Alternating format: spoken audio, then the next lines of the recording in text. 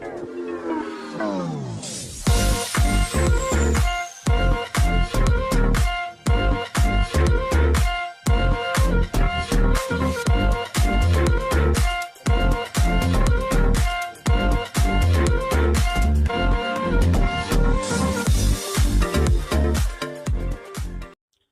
semua, salam sejahtera Malaysia. Selamat datang ke channel Fels Lifestyle.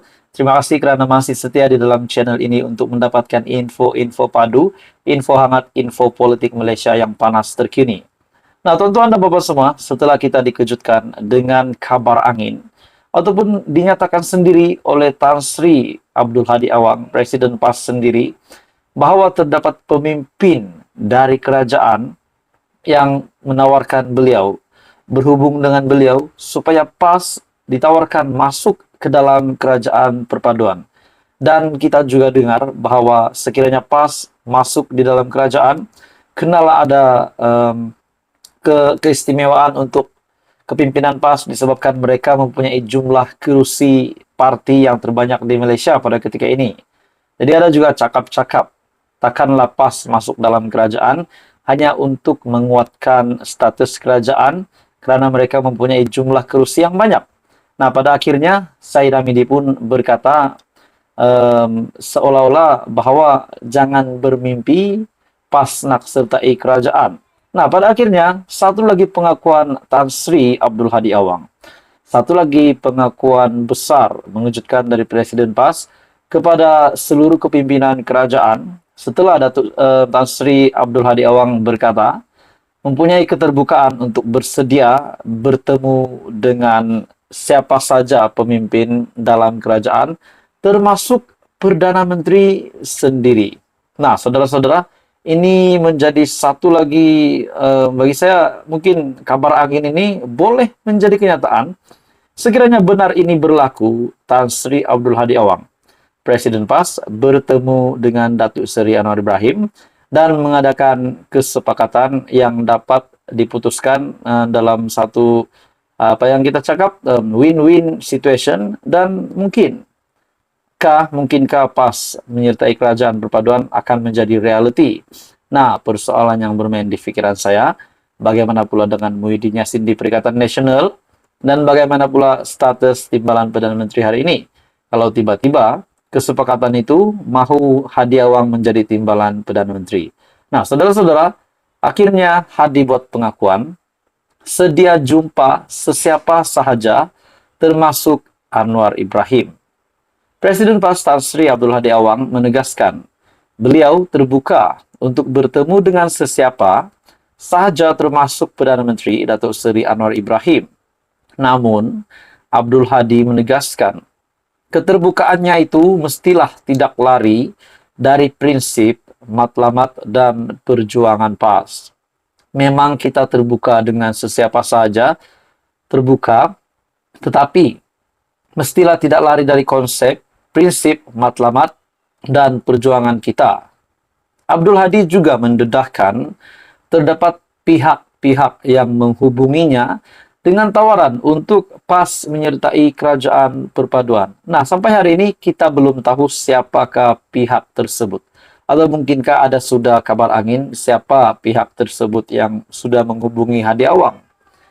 Katanya ada orang menghubungi saya, beberapa orang, acap kali nak berjumpa dengan tawaran-tawaran supaya PAS menyertai kerajaan kerana jumlah PAS paling besar.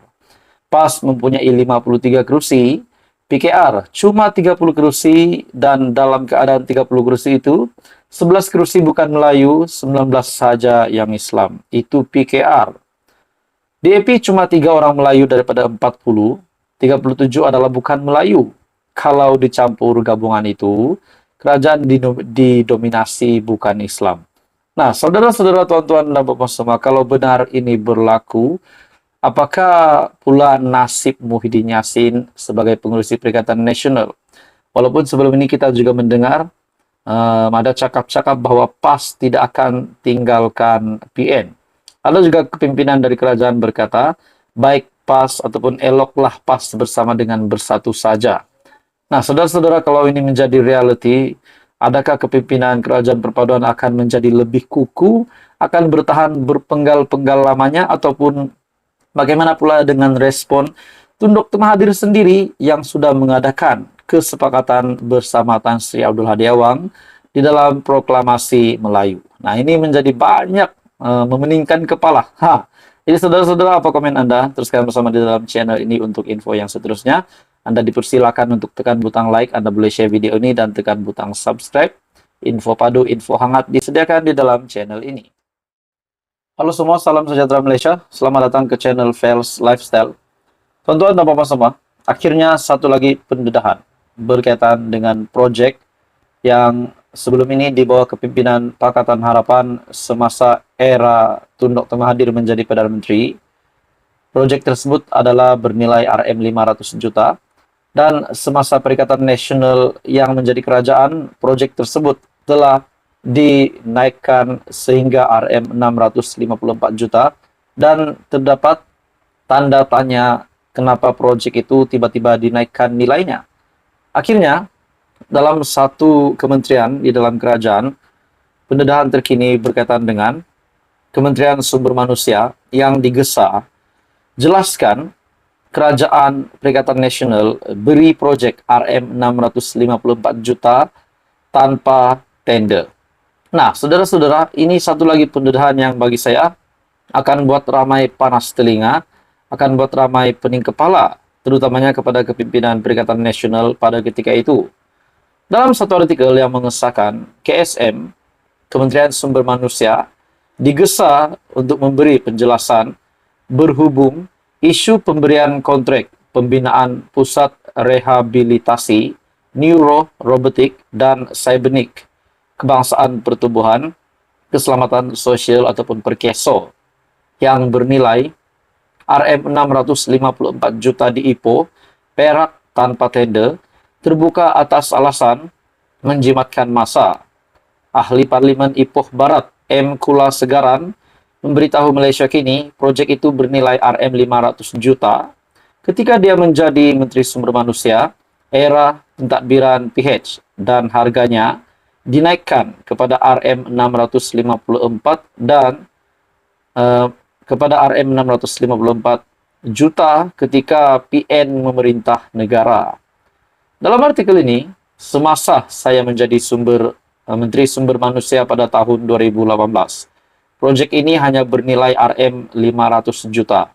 Pada masa itu, saya memastikan Perkeso memperoleh tanah kerajaan supaya harganya jauh lebih murah, dan kami telah mengadakan banyak penglibatan dengan Perbadanan Kemajuan Ekonomi Negeri Perak ataupun SEDC, dan akhirnya memperoleh tanah itu di Bandar Baru Meru di Ipoh.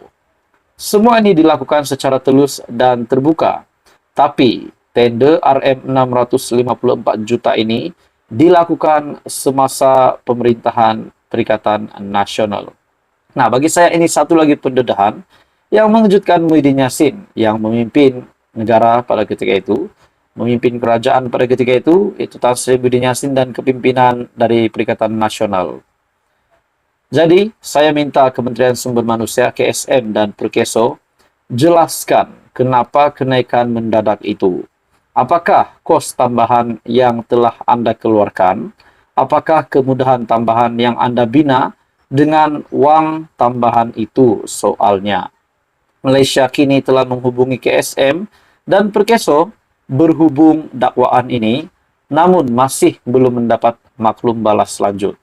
Pada 24 Mei, KSM dalam jawapan terhadap soalan Kula Segaran di Parlimen berkata, proyek tersebut diberi keizinan untuk perolehan secara rundingan terus oleh Lembaga Perkeso pada 23 Februari 2022. KSM memaklumkan perolehan proyek itu dimuktamadkan pada 1 April 2022 dengan kos sebanyak RM654 juta atas sebab penjimatan massa. Jadi saudara-saudara, adakah ini satu lagi salah laku?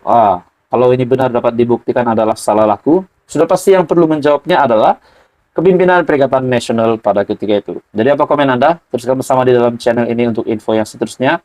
Info padu, info hangat disediakan di dalam channel ini. Anda boleh tekan butang like, Anda boleh share video ini, dan tekan butang subscribe.